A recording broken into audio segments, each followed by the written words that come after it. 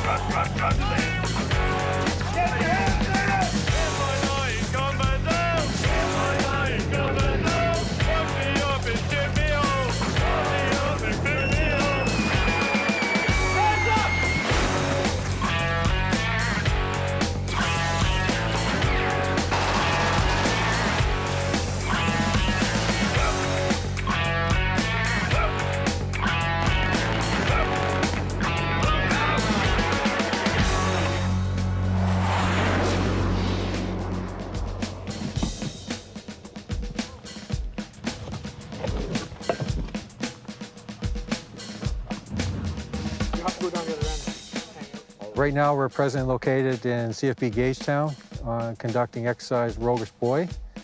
The exercise has been going on for 26 years. It's an annual concentration for Army divers from each of the units across Canada. Roguish Buoy is a chance for all the divers and combat divers of Canada to get together, train together, share our knowledge, become better divers, work with other countries come in and train with us. We learn from them, they learn from us, and we just kind of swap techniques, different tactics, stuff like that. The intent of Roguish Buoy is that all the Army divers, the combat divers, are first engineers within the Canadian Forces, military engineers. As such, diving is a secondary duty to them. What we do with this exercise is we allow them to break away from their regiments for a short period and focus strictly on diving operations.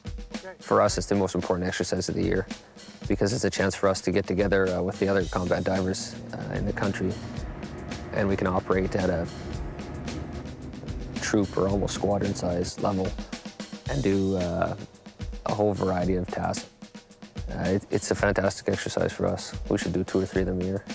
So we concentrate on both close support operations. This is what would be considered warfighting skills, breaching of obstacles, mobility, counter-mobility operations, that type of thing. And we also focus on general support taskings, search and recovery tasks of equipment, and just general navigation skills and work and construction work underwater. We dive throughout the years, but normally it's just to continue to dive. We'll just plan smaller dives, especially in Edmonton. I mean, we don't have the time and all the deployments that's going on, like Afghanistan and Bosnia and now Haiti. So we just don't have time to build big scenarios like that. So we go in, we do some navigation, and most of the time the only work we get to do, the real work, is here for Roguish Buoy. Combat diving within the Army itself began in the early 60s with the introduction of the M113 armored personnel carrier.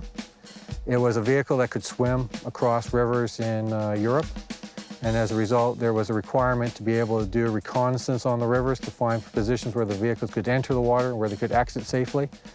And in the event that a vehicle did sink, somebody had to go down and recover crew, vehicle, and all that. Today's role of the combat diver is to execute combat engineer functions in a water environment.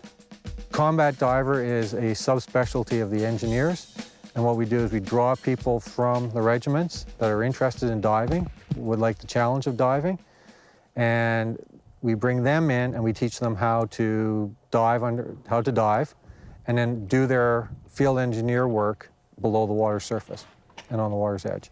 We do it on land, we'll do it in water.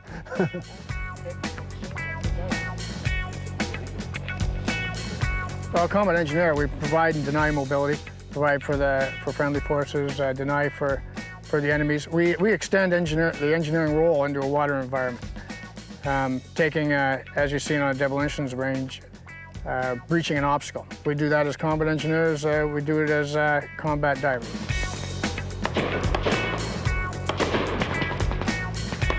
When Truth Duty Valor returns, the combat divers juggle bullets and buoyancy.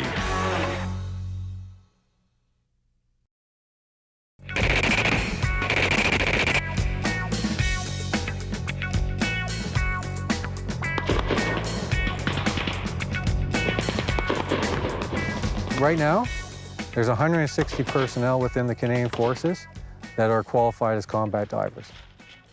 6 teams of Army divers from across Canada participated in this year's exercise. We followed one combat engineer regiment, one CER, through their roguish experience. So basically, my team has 10 members in it from one CR, and we also have 2 Belgian with us, so we have a team of 12. We have Captain Parley, which is the actual team leader, and then myself as a supervisor, Sergeant LaForge. We got Maspel Gagnon, who's also a supervisor. And we have Corporal Fox, we have Corporal Armstrong, Corporal McDonald, Corporal Lee, Corporal Bailey, Sapper Graytrix, and finally Sapper Tate. And the 2 Belgians, we have Wim and Dave.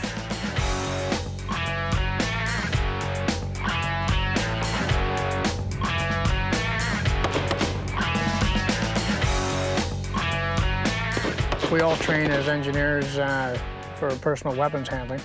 However, being a combat diver, there's a unique ability, there's a need for a unique ability to engage targets from a water environment. And what we do is we practice the combat divers in a floating mode in the water without touching the bottom. And we practice them to engage targets on shore.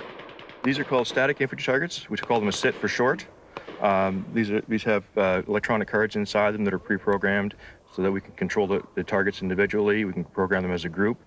We can program the targets to how we want them to respond to hits, how many hits, and we can even control the hit sensitivity so that we can control anything from a 22 round up to like a 308.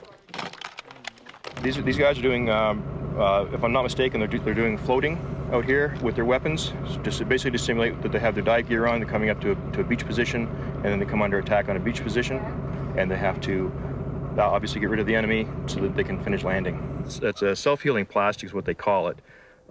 Basically, as the round goes through, that passes through the target itself, the heat and the projection going through, what it does is it draws the material back into itself. So instead of it being a 1/4-inch diameter hole, it'll probably go back to an 1/8-inch hole, which means if you hit the round back in the same position, it will still register as a hit. With this keypad, we can control up to 511 targets within a 4-kilometer radius from the controller here. We can program the targets to do anything from bob, which means they go down and return automatically. We can program for anything from 1 to 16 hits to kill the target, so that the target will respond.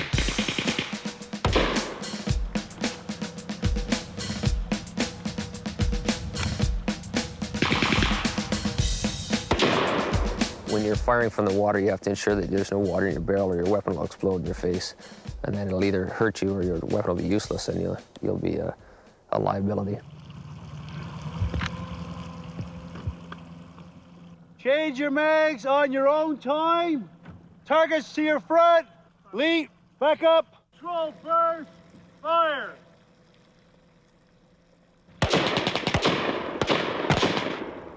It's important to keep the magazine up as far out of the water as possible. And if the barrel ever dips into the water and you end up with a water, call it a breach, a water plug in the end of the barrel, the bullet trying to get out of the barrel, the gases behind the bullet build up and usually end up with a breech failure. And in the barrel, the face of the bolt, or actually the rear portion of the rifle, you can blow the whole side out. The in-water shooting is interesting. You're not touching the bottom, so it makes it a lot more difficult to get a clear shot. You're buoyant in the water, so you have to do a lot of kicking. You know, buoyancy is a big thing because if you're too heavy, you're too low in the water, your rifle gets in the water, and you can have jams and stoppages. So you have to be buoyant enough that you can keep yourself up with minimal amount of kicking, working on your buoyancy. But if you're too heavy, you know, you're not going to get a clear shot because you're going to have to be kicking all the time, which moves you around. You're a little less sturdy. It's all a combination of balance in the water with your feet, with your fins on and that, to try and steady yourself, breathe, get a good position and squeeze away. As we can see, usually the first or 2 mags or so, you can see they're all over the place, but usually around the 3rd, 4th, 5th mag, they're starting to get their buoyancy down, their stability, and they're starting to hit the target.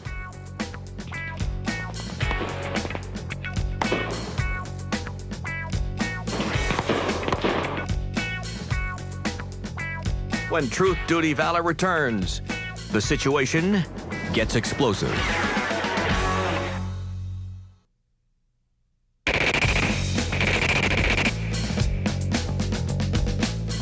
Okay, welcome to Sheriff Lake Underwater Demolitions Range. Okay, the type of practice we're going to be going through today. In the morning, your rifle application. In the afternoon, your demolitions practice. I don't know what happened. Ben, where are we putting the ball right there? You can have a manual breach or you can have an explosive breach. So if you wanted, you could go up to a wire and you could manually cut it, but that takes time. Or you could take a Bangalore or other explosives, slide it underneath the wire or whatever it is you're getting rid of, and that'd be an explosive breach. So that's the difference there. We have a C4 plastic explosive. That's basically what we primarily use. And you can pretty much use that for anything. We got the Bangalores, The bombs. the bombs, we got the time fuse, we got debts, the pit, and we got the hose. That's it, eh? Play Warner. Yeah. Good to go. Okay, we're gonna get a brief here. This locky guy's gotta pull out, and then we're gonna go in the water for a recce, I think, and then we're gonna set some stuff off. Well, we got some Mark 75 hose here. This is actually, it's pretty new to me. It's good stuff. It's basically, looks like a big snake. You hook it up and it's just like a sheet explosives all rolled into a tube. Go wrap it around any kind of obstacles we find underwater, like concrete, wire, whatever, and it just gets rid of it all. You don't have to mess around with, intricacies of placing charges and stuff. You just put it in and it's gone. It's quick because you just drag it out there, wrap it around, whatever you might need to blow up. Like, say it's a pier off a dock or a bridge, you just wrap it right around it, take it out. It's pretty powerful. Some American satchel charges here. So it's basically like C4, like I think it's 10 blocks in one shot. 10 blocks in a nice package. All the leads run right out, so you don't have to mess around with tape and stuff up, and you just throw it on your target and light it up and you're gone.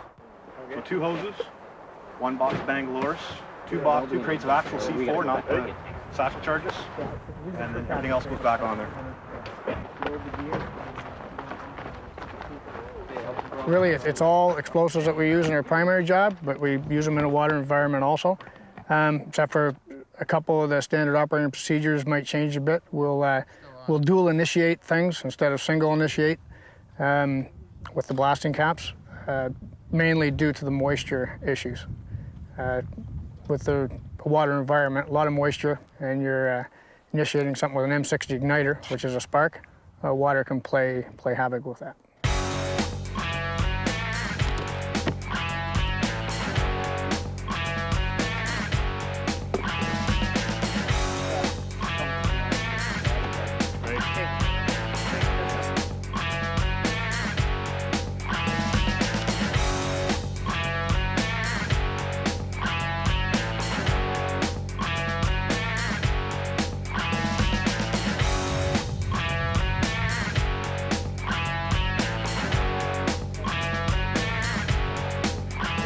Basically, target's what we're looking at. Okay, there's we got some wire down here, okay, which is the first set that we see in the water. Okay, we'll have 1 log and set of 2, and then we got 3 tetrahedrons. Okay, that's what we're looking at. So what you're taking are the 3 concrete targets.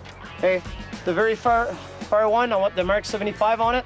This one here, I want 2 times 10 block earmuff. Okay, and the final one, target 7, I want another 2 times 10 blocks earmuff charges. Okay, same routes in and out. Okay, once you're finished with your targets, for you, Master Gagnon, what you're gonna do is you're gonna, as a team leader, you're gonna go around all the targets, and whoever you want, it's your call. You hooked everything up to your ring main, okay, and you'll be the last person leaving, inspecting each target, making sure they're in place properly and nobody pulled anything. And then, while you're doing this, once you're done with your Charlie team, send them back, okay, and you'll be the last one leaving, reeling out the dead cord. Okay? Any question on that part? Awesome. We'll do the same. We'll do 1.5 meters.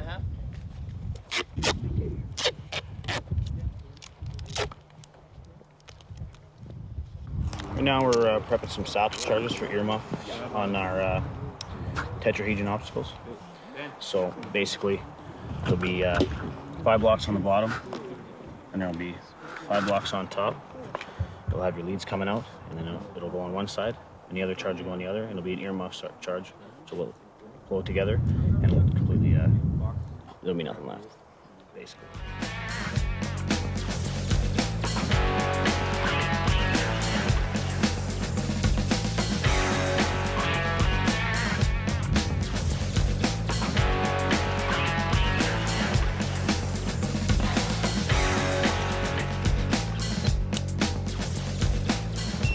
Challenges for us, like I said, in a water environment, the difficulties multiplied by the water, and specifically when you're doing a task that involves knots, junction clips, and hooking up deck cord. It's the visibility. A lot of times you're just doing it by feel. There are certain dangerous parts of this job. Like there's hazards in the water. You can, especially a lot of the waters that we dive in. There's wire. There's pieces of metal. There's fishing line out there. There's all kinds of things you can get snagged up on. There's culverts you can get sucked into. If, there's all kinds of things out there that could happen wrong under the water. So it's not really the demolitions part that bothers me, because that's all safe. Like, we get trained as an engineer before we become a diver, and we're pretty well trained in explosives. It's not a whole lot of room for error when you're under the water, so mental and physical, you have to be pretty strong, know what you're doing. Pretty confident. All the waters that you dive in are usually dark and cold, and when you're down deep as we can go anyway, when you're down to 30 feet working on a project and you have lines and hoses, and you really have to keep your wits about you to make sure that you're safe and that you're not going to hurt yourself or your partner. Virtually all the diving we do is difficult. It's at night, or it's in filthy water where you can't see anything, like can't see 2 feet in front of your face.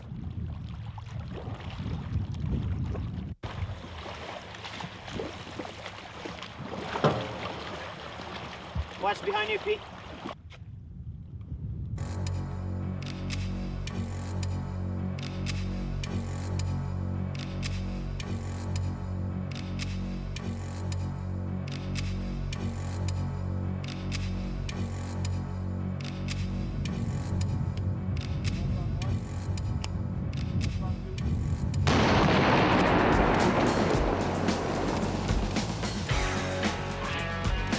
When Truth Duty Valor returns, the combat divers dodge booby traps and bad guys in the thick of the night. A lot of our operations we do is at night, so I mean, being seen isn't one of our biggest worries. Being heard is definitely the key to getting caught.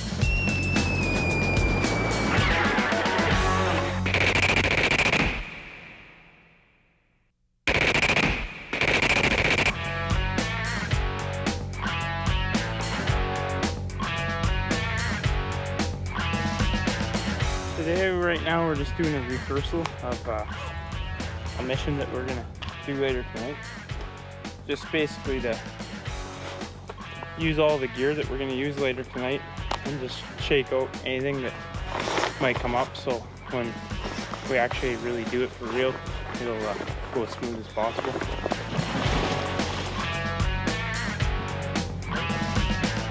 Mickey, you ready? You got all your stuff? Yeah.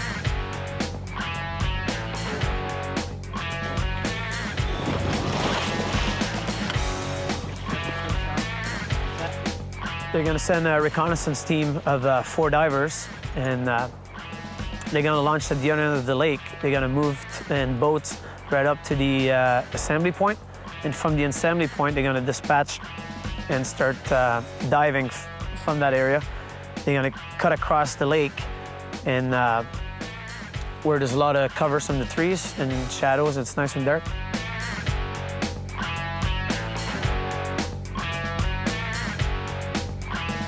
Recce is a reconnaissance. If you want to check out an area, it doesn't matter. It could be a reconnaissance if you want to have a water assault like we did there yesterday, or it could be a reconnaissance on a gap profile, see if you can put a bridge in there. It's basically checking out the area to see what is there, what isn't there.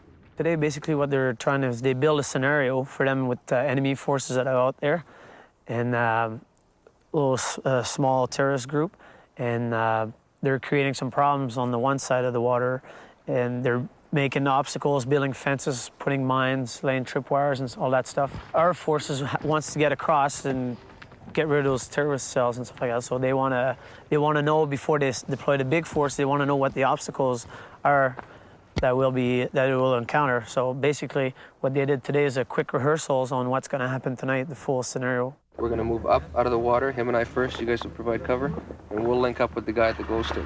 Okay? So Jay, we'll just move up. We're not going to do a sneaky, peeky, slow water-land transition because the thing is secure. So we're moving up. For us, what we're looking at encountering is could be right off the bat in the water. They could have concrete blocks that are submerged. They could have a fence that's submerged. They could have some log cribs, everything to stop the boats from getting to that beach and getting the guys on land. Once they get on land, again, they could have mines, they could have fences, concrete block, a trench could have been dug or across the road, all sorts of stuff. So basically, they don't know what they're encountering, so or they can't tell because it's so deep in the wood and they got no satellite coverage. So that's why they're launching the combat divers to do reconnaissance on that actual objective. We're looking for tripwires. Usually obstacles are covered by fire and observation from whoever put them up.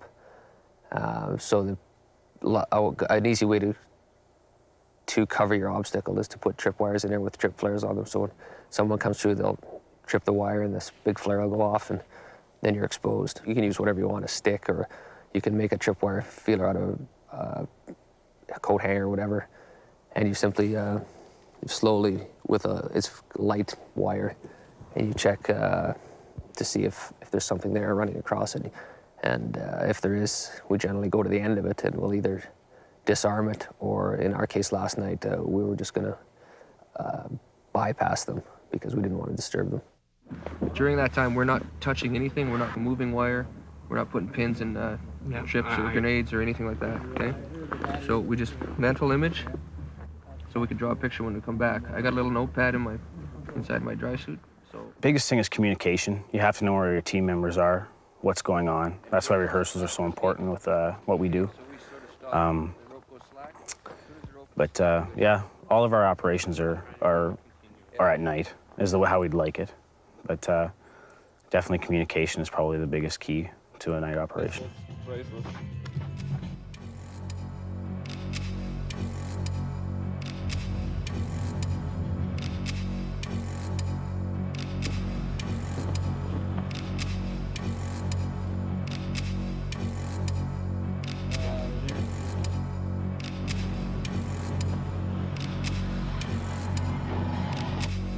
Beauty.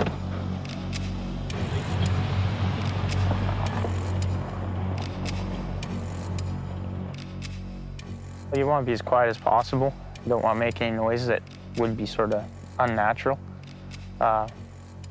Just keep under cover and not get detected is your best way to go.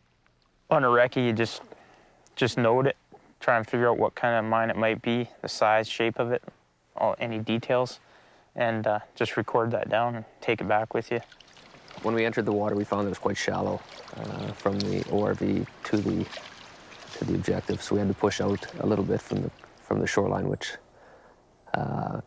makes us vulnerable to detection by the enemy because we moved out of the shadows of the tree line.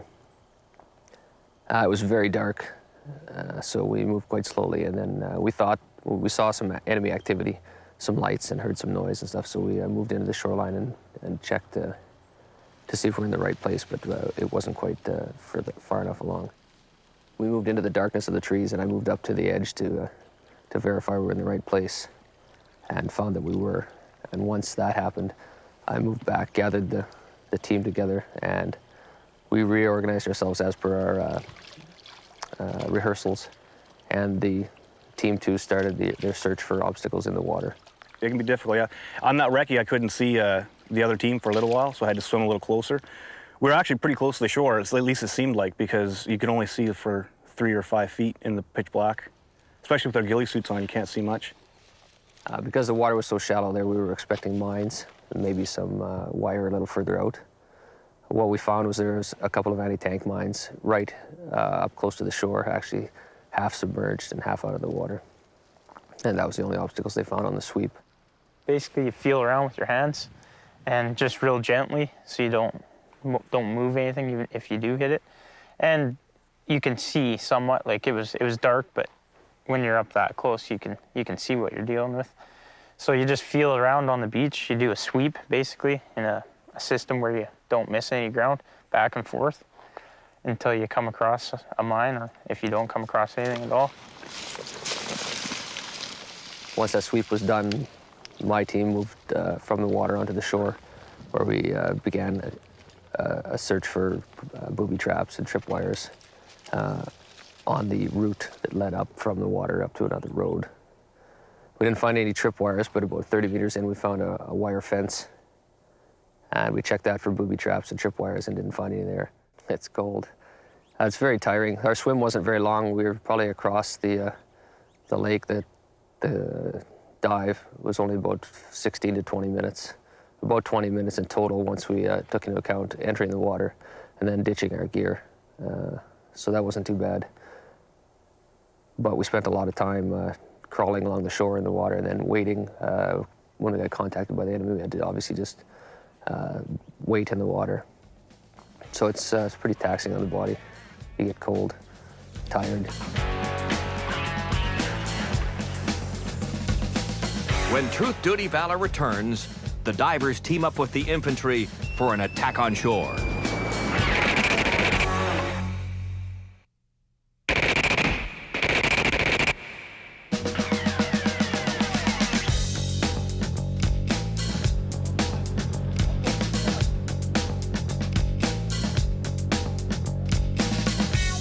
When speed becomes a matter of life or death, combat divers can't afford to swim their way in or out.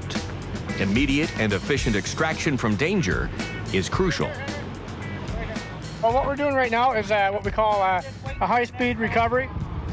The high-speed recovery is what we use when noise isn't an issue. It's after there's been an explosives breach. You need to get the troops out quick.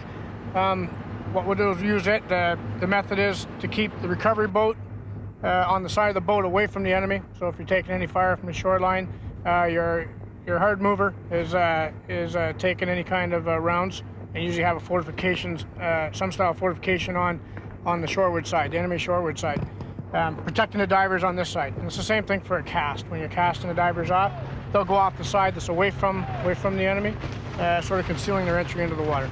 Really, the ring that recovers them is it's a rubber ring. They get it up on their arm here. And the speed of the boat is key. It helps launch them out of the water, and they land in the small craft on the side here. Then they exit immediately into the other boat.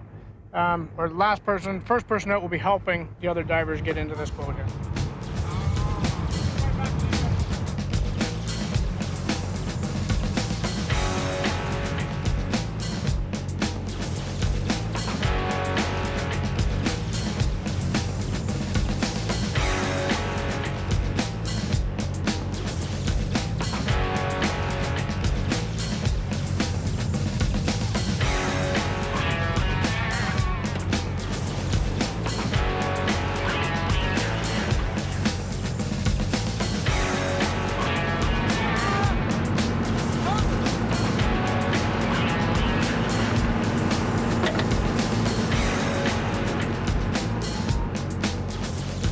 Whether it's pulling a heavy load up by the arm in high-speed recoveries or simply transporting gear, combat divers need to be in great shape. This job is definitely physically demanding. You have to have high motivation and good physical fitness to complete almost all tasks in the combat diver trade. So you have to be far above and beyond the average fitness level of a soldier. You need leg strength and upper body strength, obviously, but muscular endurance is the most important part. You're often out for several hours on end swimming or crawling around in the mud, and you're cold and wet the whole time. So physical fitness is one of our top priorities as a diver.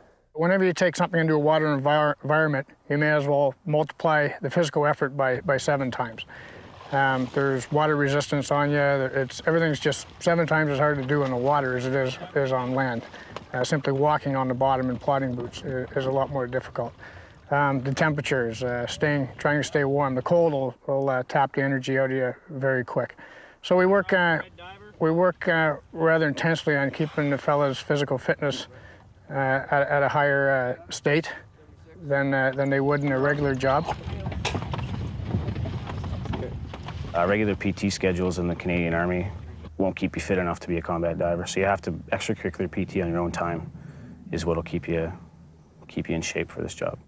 So last night during your reconnaissance, you found wire obstacles both at Pear and Apple, reinforced by landmines. Tonight what we will be doing is we'll be supporting the 1st Platoon in their assault boat landing on those objectives, which will occur at 2000 hours. The divers themselves will insert by 1900, be on the objective areas, Pear and Apple, by 1930, and have their charges in place by 1958. In 1958, a mortar barrage will signal the landing boats to move forward and also act as a cutoff for any enemy elements that might come down. That cue will fire the charges at Pear and Apple. The assault boats will hit the beaches 2 minutes later. The infantry will then fight forward to Peach and Grape. The divers themselves will remain on the beach, hold the beach, and as the infantry finish their fight through, we will occupy Grape and Peach in case the infantry have to withdraw back through, and we'll be the last ones off the beach if they get forced back.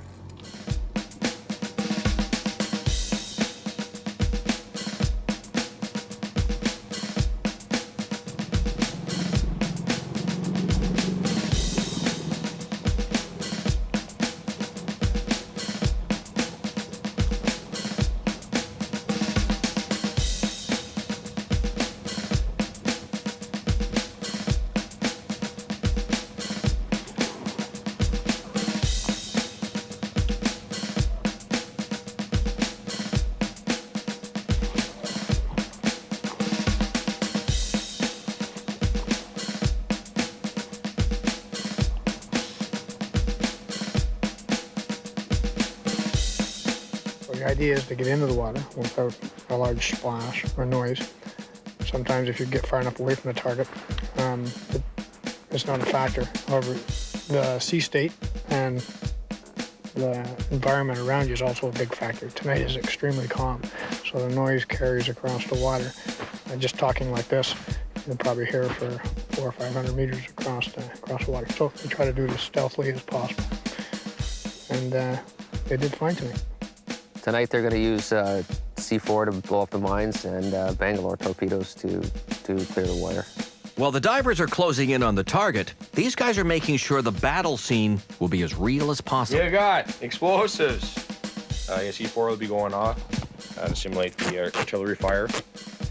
We have some smoke just be used to disorient the troops coming up on the beach. There's some flares that will be into the wire.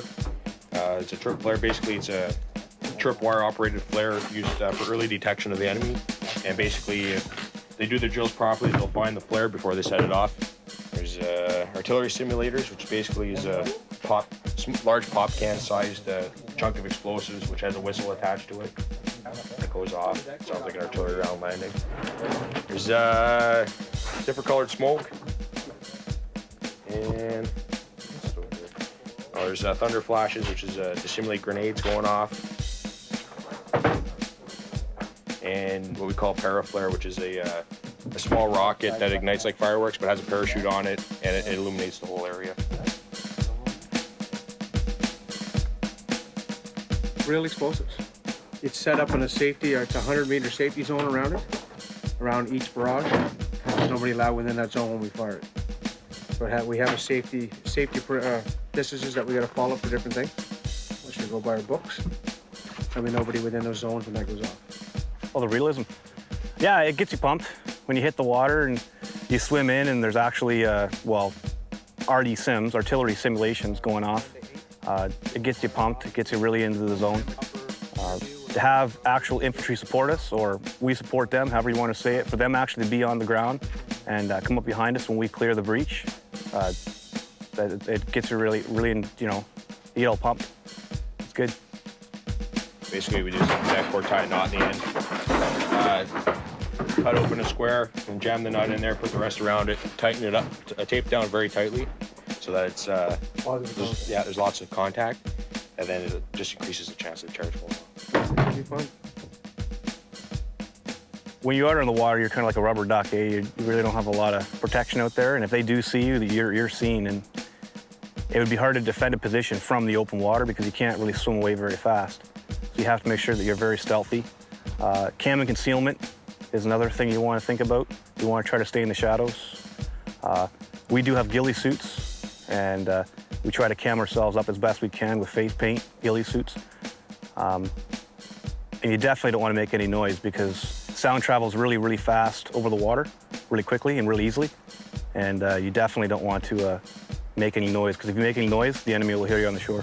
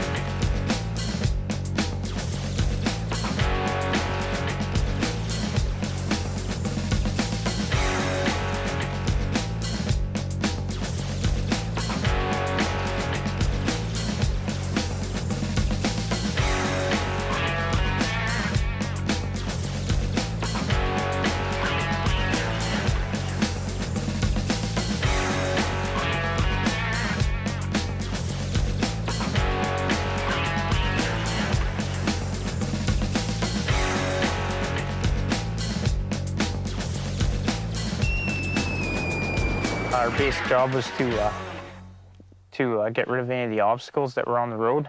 There was an obstacle, I don't know, about 30 meters up the road or so, a fence. So we had to blow that up, get it out of the way. And there's a couple mines on the beach, just so when the boats come in, they don't hit those mines and blow up. We are soldiers, so we have to do whatever it takes to get the job done. But basically our job is to provide mobility and counter mobility. So that's what we were doing there.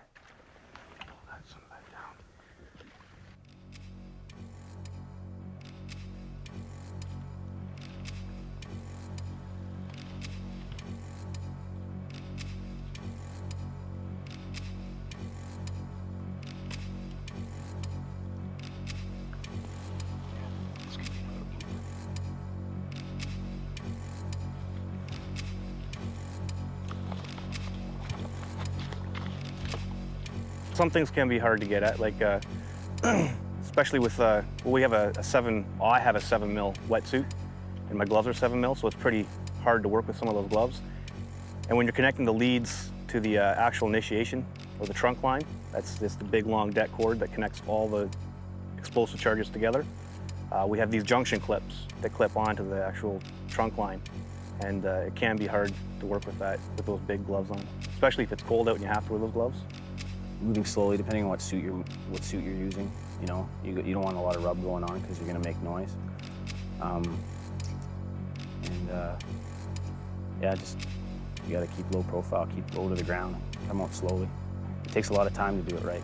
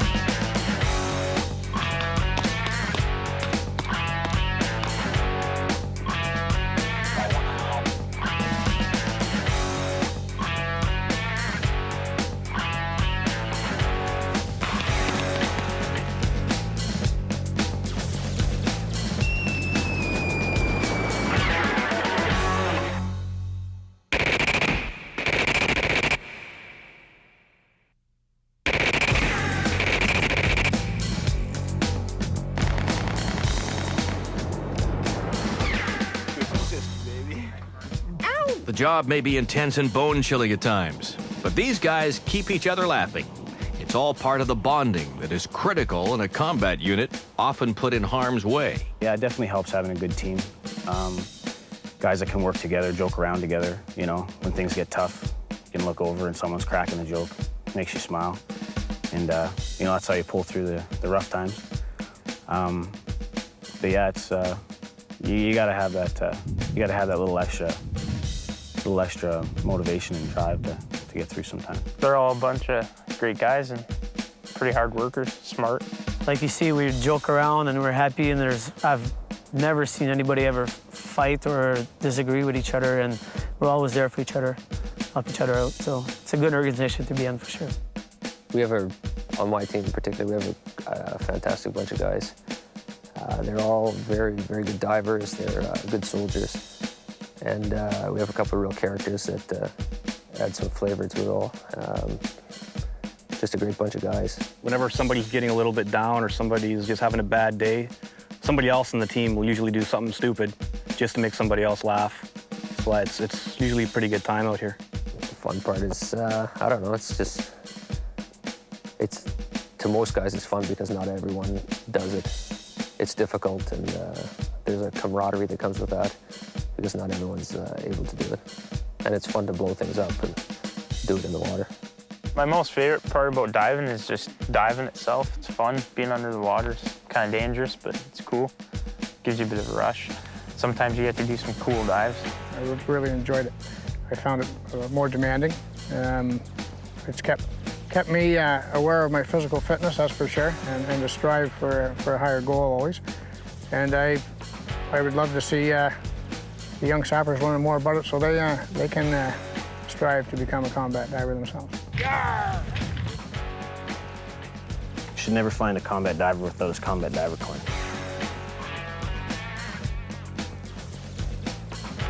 .0483.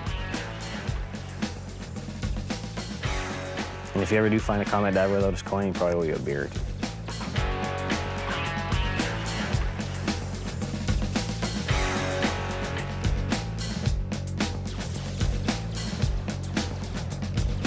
Join us next week for more action and adventure on Truth Duty Valor.